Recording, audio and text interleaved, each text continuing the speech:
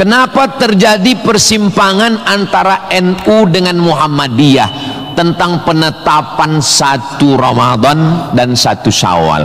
Itu berawal dari titik astronomi, karena menurut Muhammadiyah kalau sudah nampak 1 hilal, walaupun dia tingginya 0,5 derajat atau 1 derajat, maka itu sudah dianggap sebagai hilal. Tapi menurut NU, Perti, Persis, Al-Wasliyah, Nahdlatul Ulama, maka mereka mensyaratkan sesuai syarat Mabim, Malaysia, Brunei, Indonesia, Singapura, mensyaratkan mesti 3 derajat. 3 derajat baru dianggap sebagai hilal. Kalau 1 belum dianggap sebagai hilal. Kata Muhammadiyah 1 pun hilal, kata NU 3 baru hilal. Bismillahirrahmanirrahim. Assalamualaikum warahmatullahi wabarakatuh. Kenapa terjadi persimpangan antara NU dengan Muhammadiyah tentang penetapan 1 Ramadan dan 1 Syawal? Itu berawal dari titik astronomi, karena menurut Muhammadiyah kalau sudah nampak 1 hilal, walaupun dia tingginya 0,5 derajat atau 1 derajat, maka itu sudah dianggap sebagai hilal.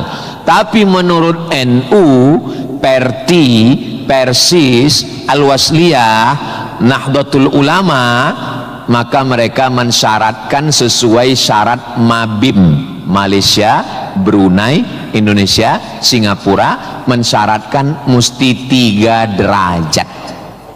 3 derajat baru dianggap sebagai hilal. Kalau 1 belum dianggap sebagai hilal. Kata Muhammadiyah 1 pun hilal, kata NU 3 baru hilal. Akhirnya datang wakil presiden Indonesia, namanya Bapak Yusuf Kala.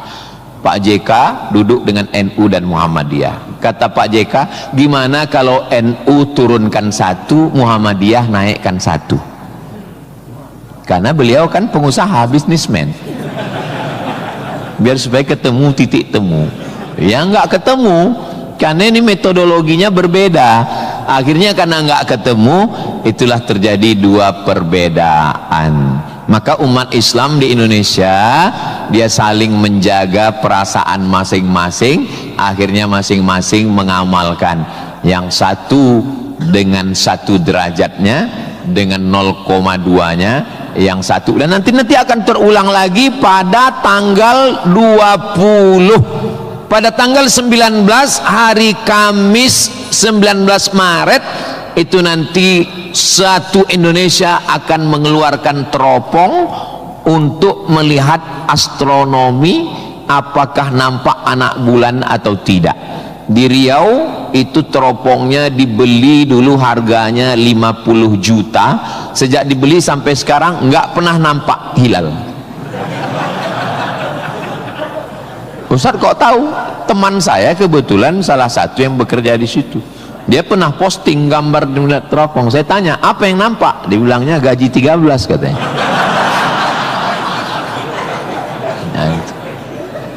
Nah, itu hanya bisa diselesaikan oleh astronomi. Ilmunya, orangnya astronom. Inna fi khalqis samawati wal ardi. Bumi, satu fakultas muncul, namanya fakultas geologi. Geo, bumi, logi, ilmu. Geologi, ilmu bumi. Ternyata di dalam bumi ini ada batu bara. Di dalam bumi Sumatera Selatan ini batu bara.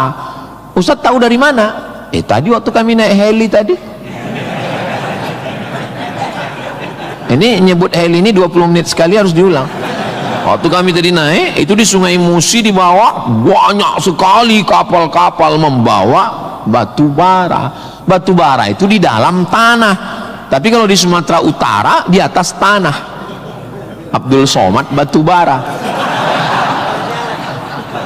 Di dalamnya ada nikel, di dalamnya ada minyak, di dalamnya ada emas, di dalamnya ada fosfat, di dalam ada gas, banyak sekali. Sebetulnya yang dicari Donald Bebek itu apa? Sampai jam 12 malam masuk ke kamar tidur Maduro, presiden Venezuela, yang lagi sedang tidur di samping istrinya dicomot oleh Donald. Sebenarnya Amerika cuman mencari satu, nyari minyak. Karena Amerika memang adidaya, betul. Amerika memang kaya, betul. Tapi Amerika nggak punya minyak, maka dia mesti ngambil Venezuela. Venezuela. Tapi minyak Venezuela ini juga nggak aman, maka dia perlu minyak yang aset paling besar di dunia. Di mana itu? Iran. Itu enaknya ceramah di Unsri ini, nyambung. Bagaimana saya bilang Iran? Dulu nama presidennya Reza Pahlavi, bisa diatur oleh Amerika, tapi kemudian datanglah pemimpin spiritual namanya Ayatollah Khomeini tahun 79 tahun 80, maka semua perusahaan Eropa, Amerika stop, nggak boleh masuk. Akhirnya dia diembargo selama 46 tahun. Gimana cara dia bisa hidup 46 tahun? Jual minyaknya kemana? Amerika nggak mau beli minyaknya, Eropa juga nggak mau. Kenapa Iran tetap bisa tumbuh? Dia jualnya ke Rusia dan Cina. Ada ilmu khusus yang mengkaji ini.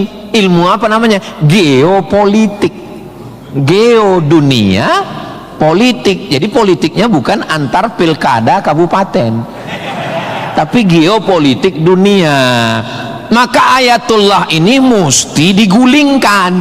Meninggal Ayatullah Ruhollah Khomeini, digantikan penerusnya namanya Ayatollah Ali Khamenei. Khamenei mesti dibunuh karena dialah pemimpin spiritual, maka diserang, akhirnya meninggal. Mereka lupa, Amerika lupa.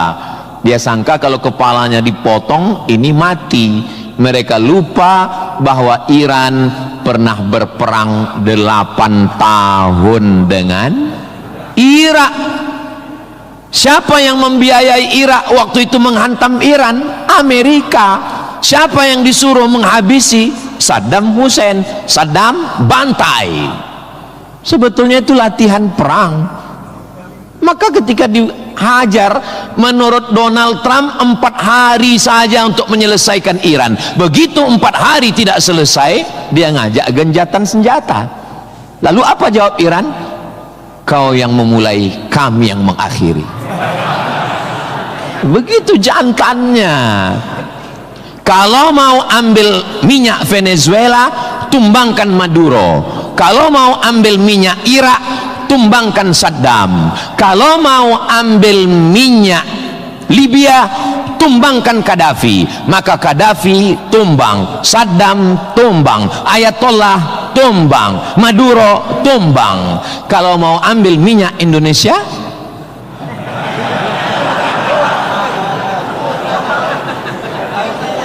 saudaraku yang dimuliakan Allah Subhanahu wa ta'ala, itulah hebatnya. Jadi adik-adik, saya ajak 2 SKS kuliah geopolitik.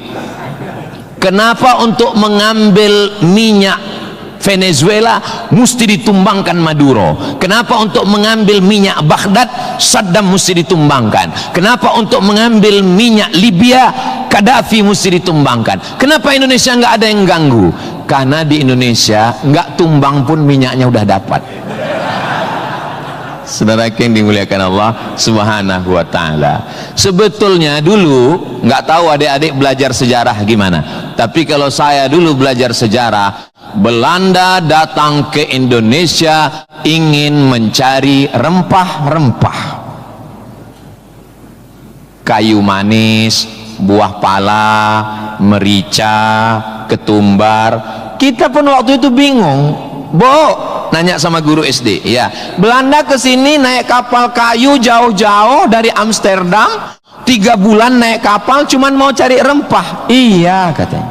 Sekarang baru kita tahu, mereka bukan nyari rempah, nyari minyak, Ini udah di kapling-kaplingnya. Papua emas, Sulawesi nikel. Ada satu pulau namanya Pulau Emas, Swarna Dwipa.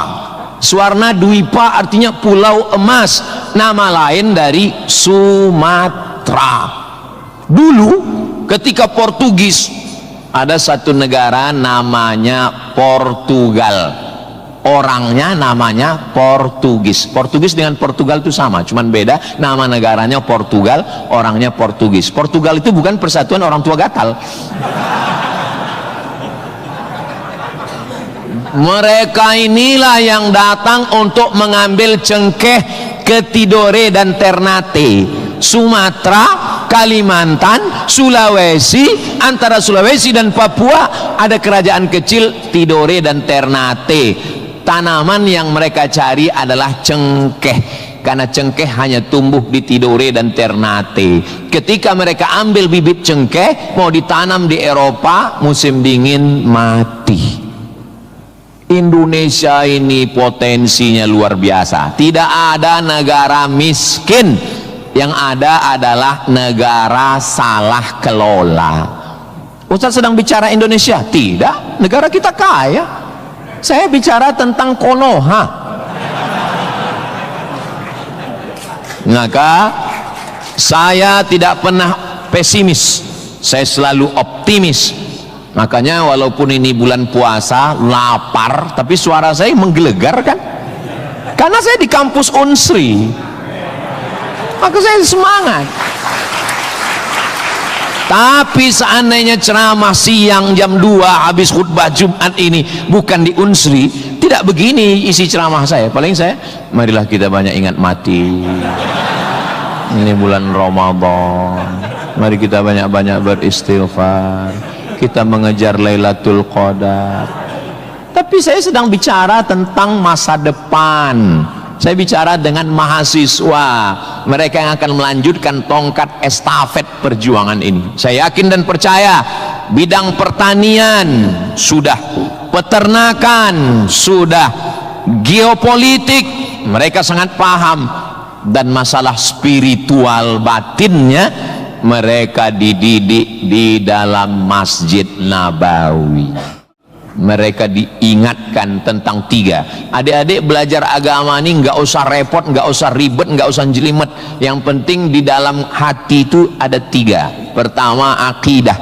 Wujud qidam baqa mukhalafatu lil hawadisi qiyamuhu binafsihi wahdaniyah qudrat iradat ilmun sama basar kalam sifat 20. Ini akidah kita Imam Abul Hasan Al-Asy'ari. Yang kedua, setelah akidahnya mantap, dia mau beribadah. Gimana caranya beribadah? Rukun, syarat, wajib, sunnat. Inilah yang kedua, namanya fikih. Belajar fikih solat, belajar cara wudu, cara tayamum yang membatalkan solat. Tapi dua-dua ini nggak ada maknanya. Ibadahnya nggak bermakna, akidahnya nggak bermakna kalau tidak ada yang ketiga. Yang ketiga adalah akhlak, sopan santun, tata krama, budi bahasa, menghormati orang tua, memuliakan dosen. Saya sangat bisa untuk ceramah berdiri naik di atas ini, bisa. Kalau mau saya tadi minta sama panitia, Pak Panitia izin saya mau naik ke atas, boleh. Lalu kenapa saya nggak naik ke atas? Karena saya segan tapak kaki saya di atas kepala Pak Rektor. Saya di atas sementara Bapak Ketua DPRD di bawah. Itu namanya sopan santun, tata krama, budi bahasa. Tapi adik-adik yang di atas jangan tersinggung. Saya bukan menyindir. Nggak apa-apa, demi Allah nggak apa-apa. Tapi Pak Ustadz khotib Jumat kan naik ke atas. Khotib Jumat di atas memang mimbar ini untuk khutbah. Mimbar Nabi itu tangganya cuma 3, 1, 2, 3. Maka kalau definisinya lebih dari yang dibuat Nabi adalah bid'ah, inilah mimbar yang bid'ah. 1, 2, 3, 4, 5, 6, 7, 8. Mimbar Nabi cuma 3. Sekarang orang belajar agama bukan mau menggali potensi agama, tapi hanya cukup dengan 5 jari. Jika tidak ada zaman Nabi, bid'ah. Apa ini? Orang mondok 7 tahun, belajar lagi di Al-Azhar, belajar lagi di Darul Mustafa Yaman, belajar lagi di Al-Ahqaf, terbang Syekh Syafiq dari Qudratullah, terbang ke Yaman belajar agama, bahasa Arab, nahu, sorob, balaghah, mantik, bayat, ma'ani. Ada orang ngaji cuman 5. Kalau tidak dibuat Nabi, bid'ah. Hari pertama ngaji online, hari kedua mulai membid'ahkan orang lain. Ini pemiskinan ilmu. Dan orang-orang beginilah yang mau diadu domba. Jangan mau diadu domba, karena kita bukan domba. Maka siapa yang mau diadu domba, nanti disembelih waktu Idul. Saudaraku yang dimuliakan Allah Subhanahu wa taala. Jadi belajar agama itu penting. Kalau di universitas agama Islam memang dia ada pelajaran yang begitu banyak. Tapi di universitas umum mereka belajar 2 SKS, 16 tatap muka, potong mid semester, potong pertemuan pertama, potong libur banjir, asap dan mati lampu. Hanya tinggal 5 pertemuan. Apa yang bisa diambil dari situ? Tapi saya optimis di Palembang, di Sumatera Selatan, orang tidak hanya ngaji di kampus, tapi juga ngaji di masjid. Bulan Ramadan ini pengajian penuh, kultum subuh, kultum duha, kultum zuhur, kultum asar, kultum menjelang berbuka, kultum habis isya menjelang tarawih, tambah malam 10 terakhir kultum i'tikaf. Maka ada namanya madrasah Ramadan. Kira-kira selesai Ramadan ini apa yang bertambah? Alhamdulillah Ustaz Somad, selesai berRamadan ini ada 5 yang bertambah. Apa dia? Berat badan, kolesterol, gula darah, diabetes, asam lambung. Mudah-mudahan selesai Ramadan ini kita sehat walafiat semuanya insyaallah. Ustaz Somad ceramahnya jangan lewat dari jam 2.30. Kenapa? Karena kalau lewat Ustaz ditinggalkan helikopter. Begitu arahan tadi. Saya sebetulnya mau berlama-lama dengan adik-adik sekalian, karena saya nyaman ceramah di Unsri ini. Tapi apalah daya, memang sedap makan ikan gulama, dimakan sambil nonton Harry Potter. Saya tidak bisa berlama-lama karena takut ditinggalkan helikopter. Itulah yang dapat saya sampaikan pada kesempatan yang baik dan mulia ini. Adapun tepuk tangan yang kurang semangat saya maklum karena lapar semuanya. Kepada Bapak Rektor dan